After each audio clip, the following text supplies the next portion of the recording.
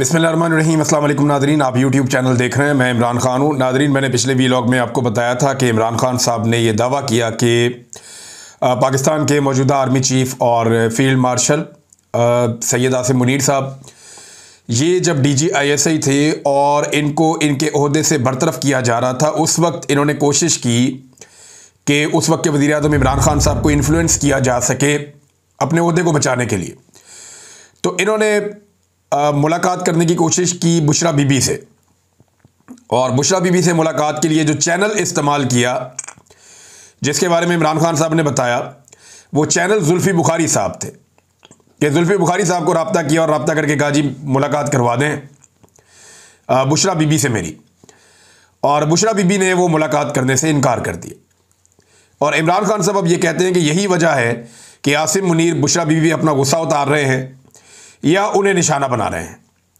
अब ये जो मामला था, ये तो इमरान खान साहब ने कहा था, तो मैंने जुल्फ़ी बुखारी साहब से रब्ता किया और कोशिश की कि उनसे पता करूं। तो मेरा उनसे रब्ता हो गया, क्योंकि जुल्फ़ी बुखारी साहब अमेरिका में मौजूद हैं और वहाँ वो एक बड़ी इम्पॉर्टेंट हेयरिंग है जो वहाँ पे हुई अमेरिका में। और उसकी तफसीलात मैं आपको बाद में बताता हूँ। ये Tom Lantos human right commission है अमेरिका में, कांग्रेस में, और ये बहुत इम्पॉर्टेंट कमीशन है। इसी कमीशन में जब हेयरिंग हुई थी अहमद नूरानी के भाइयों के हवाले से, तो फौरी तौर पे अहमद नूरानी के भाइयों को ISI ने रिलीज़ कर दिया था, और बाद में ये कहानी बनाई गई थी कि कच्चे के डाकू इन्हें उठाकर ले गए थे और उसके बाद वो वहाँ से फ़रार होकर आ गए, या पुलिस वहाँ पे चली गई, या कुछ इस तरह बाजियाब हो गए। तो ये कहानी थी।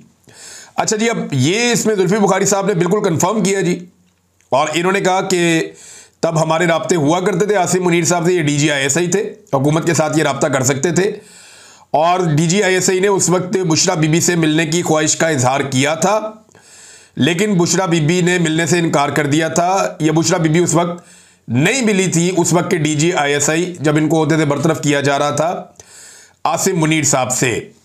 अब कुछ लोग ये कह रहे हैं कि एक्चुअली आसिम मुनीर साहब मिलना चाहते थे बुशरा बीबी को करप्शन के मामलात में, कोई इंक्वायरी कर रहे थे वो। तो एक तो DGISI ने करप्शन में क्या इंक्वायरी कर दी, उनका तो ताल्लुक ही कोई नहीं है इन चीज़ों से। और दूसरा, क्या वो ये चाह रहे थे कि वो जाएं और जाके बुशरा बीबी से तहकीकात करें खातून अव्वल से? तो ये कोई बातें ना कोई सेंस नहीं बनती। अच्छा, बहुत सारे लोग ये कहानी सुनाते हैं और बार बार ये कहते हैं कि हाफिज सैयद आसिम मुनीर साहब जब DGISI थे तो जनाब ने कोई करप्शन पकड़ ली थी बुशरा बीबी की, फराह खान की और उस्मान बुज़दार की, और इन्होंने कहा था कि ये लोग करप्शन कर रहे हैं, तो इस गुस्से में इमरान खान ने इन्हें ओहदे से हटा दिया था। ये अब जो कहानी मार्केट में फ्लोट की गई आज से 2-2.5 साल पहले, वो ये है। हालांकि इससे पहले किसी को इस कहानी का पता भी नहीं था, कोई अलिफ बे भी नहीं थी इस कहानी की, लेकिन अचानक से ये कहानी मार्केट में फ्लोट की गई कि ये जनाब हुआ था। देखिए, अब वही आसिम मुनीर साहब मुल्क के स्याह और सफ़ेद के मालिक बने हुए हैं। अब वो फील्ड मार्शल भी हैं, आर्मी चीफ भी हैं, और ये हुकूमत भी उनके कदमों में बैठी हुई है। तो जो चाहे वो करें। कल वो अहमद वली खान ने ठीक बात की ना कि मौजें तो सारी जो हैं वो इधर हैं और इनको तो कोई छेड़ नहीं सकता। तो ताकत तो सारी जनाब, ताकत का जो मंबा है वो तो आर्मी चीफ हाउस है, इस वक्त उनके पास है ताकत, GHQ में। और मामला ये है कि अब सारी ताकत आपके पास है, तो पकड़े उस्मान बुज़दार को, पकड़े फराह खान को, और केस बनाए बुशरा बीबी पे उस करप्शन का जिसको पकड़ा था आसिम मुनीर साहब ने, और उनके पास कोई फाइल थी। क्या आज तक वो फाइल सामने आई? नहीं। क्या आज तक उस फाइल के कोई इल्ज़ामात प्रैक्टिकली सामने आए? नहीं।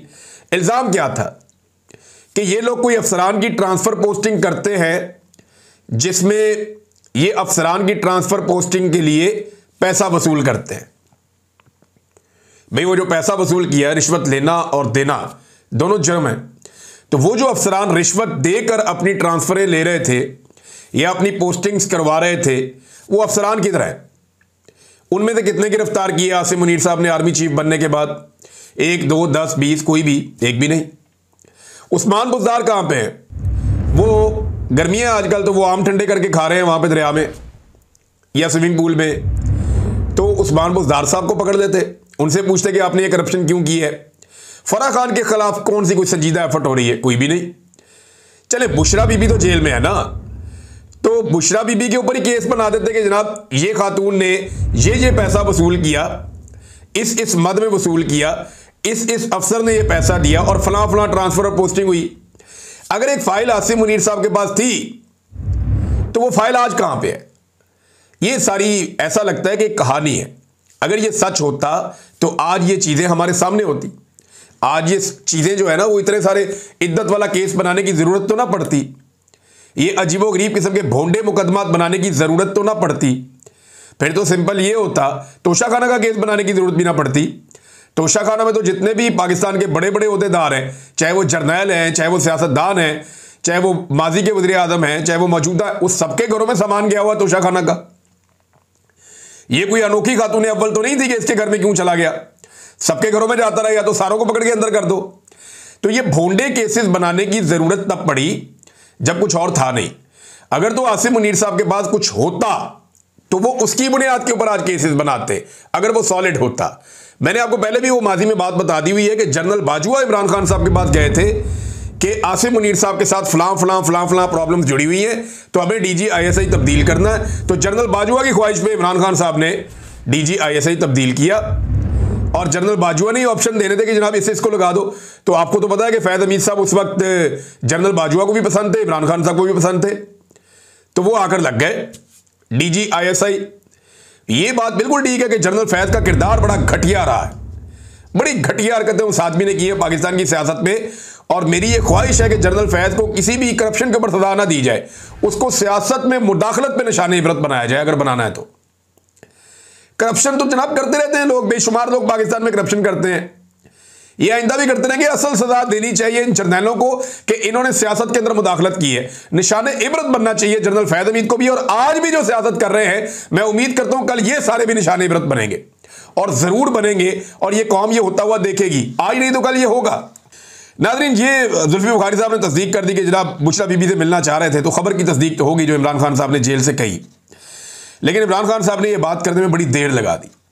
उन्हें भी ये बात बहुत पहले करनी चाहिए थी, यानी उन्हें ये बात बता देनी चाहिए थी कि जनाब क्या वजह क्या है, आसिम मुनीर साहब को क्यों गुस्सा है उनकी अहलिया पे, तो ये बात वो पहले करते। अच्छा जी, जुल्फी बुखारी साहब की जो हेयरिंग हुई है अमेरिकन कांग्रेस में, टॉम लैंटस ह्यूमन राइट्स कमीशन, ये बड़ा इंपॉर्टेंट है। इस हेयरिंग को रुकवाने की भी कोशिश की गई और पाकिस्तान से कोशिश की गई, और ये कोशिश पाकिस्तान तहरीक इंसाफ के अंदर से की गई। हत्ता कि यह भी कहा गया कि जुल्फी बुखारी को रोका जाए, कुछ और लोग हैं जिन्हें मौका दिया जाए, यह भी हुआ। और कुछ ऐसे लोग जो वहां जाकर बोलना चाहते थे, जो खुद विक्टिम है, जिनके साथ बड़ी ज्यादतियां हुई हैं, उन लोगों को बाकायदा पहले इनवाइट किया गया था कि आप लोग भी वहां पे आएंगे और आकर आप कांग्रेस के अंदर बताएंगे कि आपके साथ क्या जुल्म और जबर हुआ है। फिर उन सारे लोगों का मौका भी छीन लिया गया। बहरहाल जुल्फी बुखारी साहब का मौका नहीं छीन सके, उन्होंने जाकर बात की, इमरान खान साहब पर जो मुकदमात हैं उस हवाले से बात की, जो जेल में उन पर और उनकी अहलिया पर सख्तियां हो रही हैं उन पर बात की, जो दीगर कैदी हैं पाकिस्तान तहरीक इंसाफ के कितनी बड़ी तादाद में है, कितने लोग पकड़े गए हैं, कैसे रहनुमा अभी भी जेलों में है, उसके बारे में बात की, जो लोग इंतखाबी धांधलियों में मुलव्वस हैं उस पर बात की, इंतखाबी निशान छीनने पर बात की, और फिर किस तरह फॉर्म 47 जाली जारी किए गए उस पर बात की, इंसानी हकूक़ की खिलाफ वर्जियों का मामला उठाया। जुल्फी बुखारी ने चादर और चार दीवारी का तकद्दुस पामाल होने पर बात की, जबरी गुमशुदगियों के मामलों के ऊपर बात की, मीडिया पर जो पाबंदियां और सेंसरशिप पाकिस्तान में लगी हुई है इस पर भी बात की। इन्होंने बताया कि जो अरशद शरीफ साहब के साथ हुआ, जो बाकी सहाफ़ियों के साथ हो रहा है, जिन्हें अपना वतन छोड़ना पड़ गया उनके बारे में बताया, जिन्हें जबरी तौर पर लापता किया गया उनके बारे में बताया। फिर जो फील्ड मार्शल की मुलाकात हुई डोनाल्ड ट्रंप से, इस पर मायूसी भी हुई पाकिस्तानी कौम को। और ये जो सारी चीज़ें हैं ये जुल्फी बुखारी साहब ने, और बहुत सारी और डिटेल मैं सारी तो आपको बता नहीं सकता, ये बाकायदा वो पढ़ा हुआ है इंटरनेट पे, आप जाके पढ़ सकते हैं। तो बहुत बड़ी एक डेवलपमेंट है और ये भी रुकनी नहीं है। आने वाले दिनों में और भी कुछ हेयरिंग्स आ रही हैं जिनमें जुल्फी बुखारी और उनकी टीम ये इंपॉर्टेंट रोल प्ले करेंगे, कुछ और लोग हैं वो भी इंपॉर्टेंट रोल प्ले करेंगे आने वाले दिनों में। तो ये लंबी लड़ाई है, ये इतनी जल्दी ख़त्म नहीं होनी। पाकिस्तान तहरीक इंसाफ के अंदर एक धड़ा है जो पाकिस्तान में मौजूद है, और ये बड़े ताकतवर लोग हैं, अहम पोजीशनों पे इस वक्त मौजूद हैं, चाहे पार्टी के ओहदे हों, चाहे खैबर पख्तूनख्वा की गवर्नमेंट इनके पास है। तो ये समझते हैं कि एस्टेब्लिशमेंट के साथ एक डील पक चुकी है और अब वो डील तैयार हो जानी चाहिए। कुछ दिन पहले एक छोटी सी डील हुई भी है और वो डील बड़ी जल्दी बेनकाब हो जाएगी और आपके सामने भी आ जाएगी कि कौन सी डील हुई, किसने डील की। लेकिन इमरान खान साहब की एक बहुत ही करीबी साथी हैं, बहुत ही करीबी, पॉलिटिकल पल छोड़ दें आप, अभी मैं नाम नहीं लेना चाहता, लेकिन ये जल्दी आपको पता चल जाएगा कि एक डील बिल्कुल माजी करीब के अंदर हुई है। अच्छा नाज़रीन, अब एक और चीज मैं आपके साथ यहां शेयर कर दूं कि पूरा वस्ती पंजाब इस वक्त डूब रहा है। थोड़ी सी बारिश होती है, पंजाब डूबना शुरू हो जाता है और लोगों का करोड़ों अरबों का नुकसान हो रहा है। आम आदमी जो है वो बहुत ज्यादा मायूसी का शिकार है कि एडमिनिस्ट्रेशन बिल्कुल घोड़े बेचकर सो रही है। पहले ये लोग काम कर रहे होते थे, बारिशें आने से पहले बंदोबस्त करते थे, बंद देख लेते थे, पानी के रास्ते देख लेते थे और कोशिश की जाती थी कि बारिशों में नुकसान कम हो।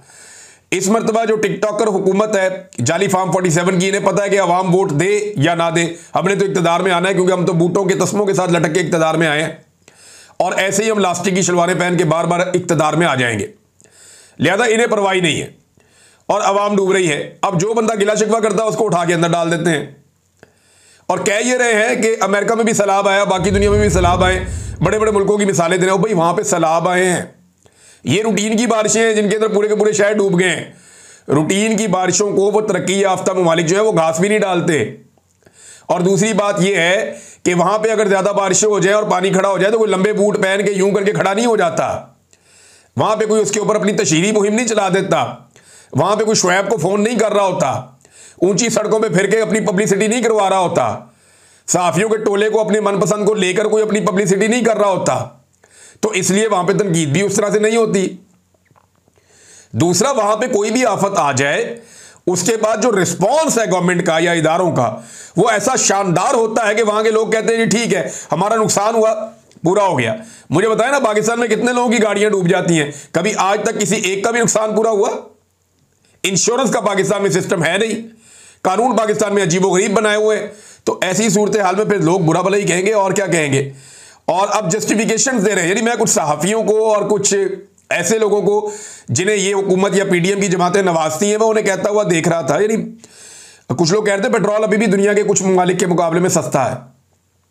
ये मुवाज़ला तुम लोगों ने उस वक्त तो नहीं किया जब इमरान खान के दौर में पेट्रोल 150 रुपए का था और आलमी मंडी में 125 रुपए का था। उस वक्त तो तुम लोगों ने यह मुवाजना नहीं किया, बेशर्मों की तरह तुम लोग तब कहते थे जी बहुत महंगा हो गया। यह मुवाजना तब करना था ना कि आलमी मंडी के अंदर कितने ममालिक और हैं जहां पे पेट्रोल पाकिस्तान से भी महंगा है, उस वक्त नहीं किया। जब पाकिस्तान में सस्ता था और आलमी मंडी में महंगा था तब मुवाजना नहीं करते थे। अब आलमी मंडी में सस्ता और पाकिस्तान में महंगा है तो अब ढूंढ के लाते हैं कि फलाना मुल्क ऐसा है जहां पे थोड़ा सा पाकिस्तान से आज भी महंगा है। इनकी बेशर्मी की इंतहा आप चेक करें। अब चीनी के बारे में बरतानिया से मुवाजना किया एक अकाउंट ने कि जनाब बरतानिया में चीनी आज भी पाकिस्तान से महंगी है, या पाकिस्तान में आज भी बरतानिया यानी आज 200 रुपए किलो हो गई है। तो ये वाला मुवाजना इन्हें याद आ गया। लेकिन जब इमरान खान के दौर में 80 रुपए किलो थी तब ये मुवाजना याद नहीं आया था। बरतानिया में तो और भी बेशुमार चीजें, वहां की गवर्नमेंट तो अपने वो शहरी जो काम नहीं कर पाते उन्हें वो पैसा देते हैं हर महीने जिंदगी जीने के लिए, रिहाइश देते हैं उन्हें, पैसा देते हैं उन्हें बेनिफिट्स देते हैं, उन्हें तो मुफ्त इलाज मिलता है, मुफ्त तालीम मिलती है, बेशुमार और चीजें उन्हें मिलती हैं वहां पे। तो उसका तो आप जिक्र नहीं करते। चीनी आपको याद आ गई कि आज भी बरतानिया में पाकिस्तान से महंगी है। तो जब पाकिस्तान में 80 रुपए की थी ना तो बरतानिया में तब भी इसके आसपास ही थी जितने की अब है। पाकिस्तान में महंगाई बढ़ने की शरह में और बरतानिया में महंगाई बढ़ने की शरह में भी बात कर लें आप कि कितना फर्क है। ढिठाई और बेशर्मी के साथ ये लोग जो है वो डिफेंड करते हैं हुकूमत की बेशर्मियों को और हुकूमत की नालायकियों को। और नाज़रीन एक और चीज, इकोनॉमी को काफी सहारा मिल रहा है। ये भी वो कहते हैं कि जनाब ये महंगाई की जा रही है, इससे इकोनॉमी को सहारा मिल रहा है। बिजली महंगी कर रहे हैं जी, बड़ा अच्छा कर रहे हैं, इकोनॉमी को सहारा मिल रहा है। गैस महंगी कर रहे हैं जी, इकोनॉमी को सहारा मिल रहा है। तो इमरान खान के दौर में वो पैसे का बनी गला लेकर जा रहा था, उसके दौर में तो हुकूमत के अखराजात भी कम थे, आज तो हुकूमत के अखराजात भी बहुत ज्यादा है। तो ये बेशर्मी और ढिठाई है हमारे चंद सहाफियों की और ऐसे दानिश्वरों की जो बिला वजह के दानिश्वर बने हुए हैं और उन्हें यह बात समझ भी नहीं आती कि यार लोग सब कुछ जानते हैं, लोगों को आप बेवकूफ नहीं बना पाएंगे। आप माइक लेकर जाए ना, लोगों से कहे जी महंगाई वाकई कम हुई है, तो देखें लोग आपका मुंह तोड़ देंगे और आपका माइक छीन लेंगे। ये करेंगे लोग। बहरहाल जुनैद अकबर ने नोटिस लिया है चीनी के मामले का और नोटिस पब्लिक अकाउंट्स कमेटी में बैठकर लिया, क्योंकि वो चेयरमैन है पब्लिक अकाउंट कमेटी के। तो उन्होंने कहा कि हुकूमती फैसले की रोशनी में चीनी की दरामद पर टैक्स छूट की मंजूरी पर एफबीआर के नोटिफिकेशन का नोटिस लेते हुए एसआरओ पर वजाहत के लिए चेयरमैन एफबीआर को अगले इजलास में तलब कर लिया। ये जो शुगर माफिया है ना, ये बहुत ताकतवर है। शब्बर जैदी साहब ने कहा था, इमरान खान साहब की टीम का एक दौर में हिस्सा थे, उन्होंने हाल ही में ये कहा कि ये जो शुगर माफिया है ना, इसके खिलाफ ना पीपल्स पार्टी कुछ कर सकती है, ना पीएमएलएन कुछ कर सकती है, ना पीटीआई कुछ कर सकती है, और ना इसके खिलाफ फौज कुछ कर सकती है। ये इतना ताकतवर है, इतनी ताकत है इनके अंदर। सारी पॉलिटिकल पार्टीज को इन्होंने पकड़ा हुआ है जड़ से, और ये माफिया हर पॉलिटिकल पार्टी के अंदर अपनी जगह बना लेता है, अपने बंदे इंजेक्ट कर देता है कि जनाब कल को वहां प्रॉब्लम होगी तो वहां से आपने ये मामला देख लेना है। और हर जगह पे ये इन्वेस्ट भी करते हैं, खरबों रुपया कमाते हैं तो अरबों रुपया ये इन्वेस्ट भी कर देते हैं, इन्हें फर्क ही कोई नहीं पड़ता। तो ये मामला है शुगर माफिया का। अब मसला ये है कि पहले पाकिस्तान से बाहर इन्होंने चीनी भिजवा दी कि यार भेज दो पाकिस्तान से बाहर, हमारे पास इजाफी चीनी है। तब पूरा पाकिस्तान चिल्ला रहा था, सहाफी कह रहे थे, इकोनॉमिस्ट कह रहे थे यार दाम भेजो, हमें जरूरत पड़ेगी। अब जब हमें जरूरत पड़ गई है तो चीनी यहां पे बहुत महंगी हो गई है, माफिया पैसा बना रहा है, धड़ाधड़ पैसा बन रहा है, और अब बाहर से चीनी इंपोर्ट कर दिए दोबारा कि जनाब फिर ले आओ, और उसके ऊपर टैक्स भी छोड़ दिए ताकि माफिया फिर पैसा कमा ले हर चीज के अंदर। और आईएमएफ इनके गले पड़ गया इस मामले को लेकर। उन्होंने कहा यार ये क्या बकवास है, पहले आपने चीनी पाकिस्तान से बाहर भेज दी, अब आप कह रहे हैं चीनी पाकिस्तान वापस लानी और टैक्स भी आपने नहीं लेने, टैक्स भी आपने छोड़ देने। ये कौन सी आपकी फूड इमरजेंसी लगी हुई है पाकिस्तान में? तो इनके अजीबोगरीब हरकतों से आईएमएफ भी परेशान हो गया कि यार ये कर क्या रहे हैं। नादरीन, अली अमीन गंडापुर का एक बड़ा इंपॉर्टेंट स्टेटमेंट है, और गंडापुर साहब ने कहा कि गरीब का चालान मत करो, बड़ी गाड़ी वाले को तुन कर रखो। ये बड़ी जबरदस्त सोच है कि गरीब आदमी जो है वो कमजोर है बेचारा, वो पता नहीं किस सोच में जा रहा है, लोग बहुत परेशान है, बेचारों को खाने के लाले पड़े हुए, महंगाई इतनी है, उसका जब आप चालान कर देते हैं ना तो उसका सारा बजट ही मुतासिर हो जाता है। तो गरीब का चालान मत करो, बड़ी गाड़ी वाला जो है उसको तुन कर रखो। बड़ी गाड़ी वाले को तो आपने टिकट दे दिया गंडापुर साहब। ये सोच आप सिर्फ लोगों को बताने के लिए, तकरीर करने के लिए। जो आपके गरीब कारकुन थे, जो ऐसे कारकुन जिनके लिए आज भी पेशावर के अंदर एहतजाज हुआ और कारकुनों ने कहा ये इनका हक बनता था, इन्हें टिकट मिलना चाहिए था, उनको हटाकर आपने मिर्जा अफरीदी को टिकट दे दिया।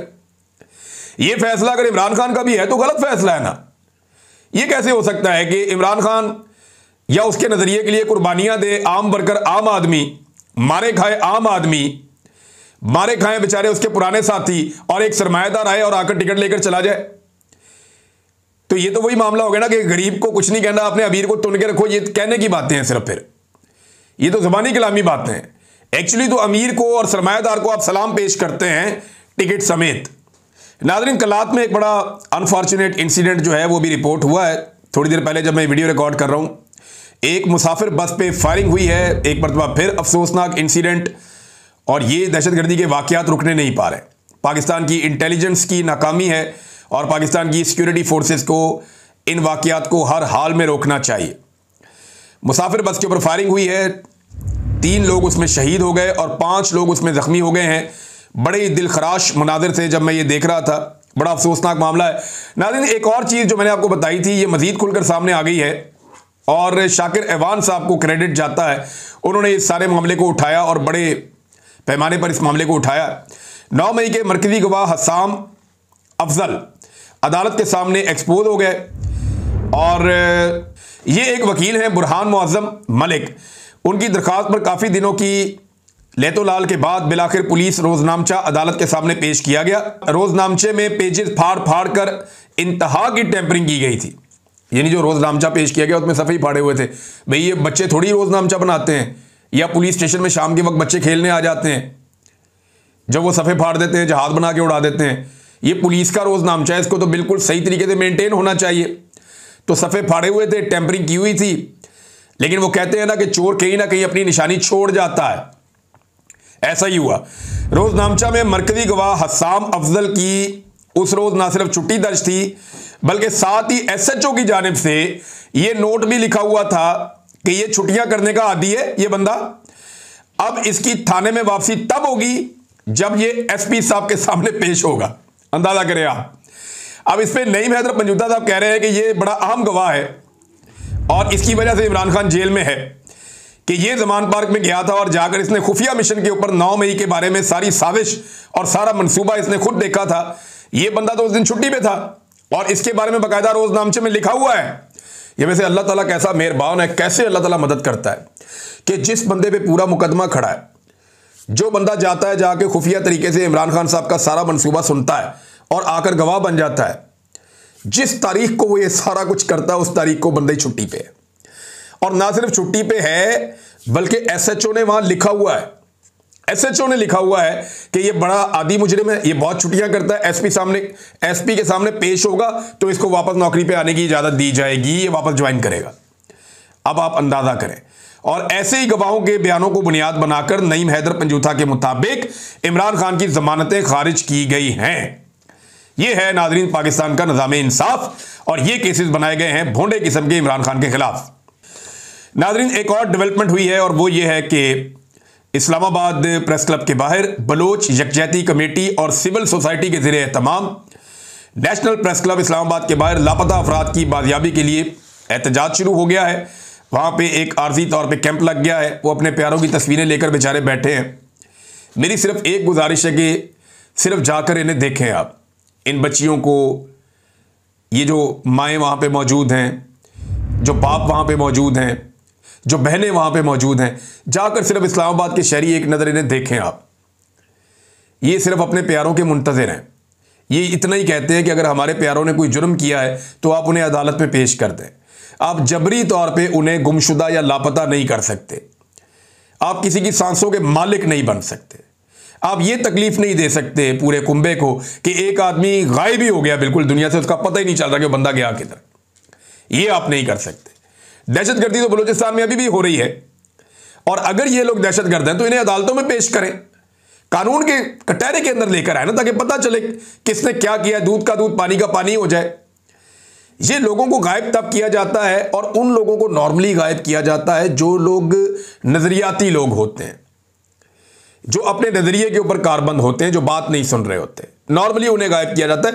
दहशतगर्दों को तो मार दिया जाता है। अब तक के लिए इतना ही। अपना ख्याल रखिएगा, अपने इस चैनल का भी। अल्लाह हाफिज़।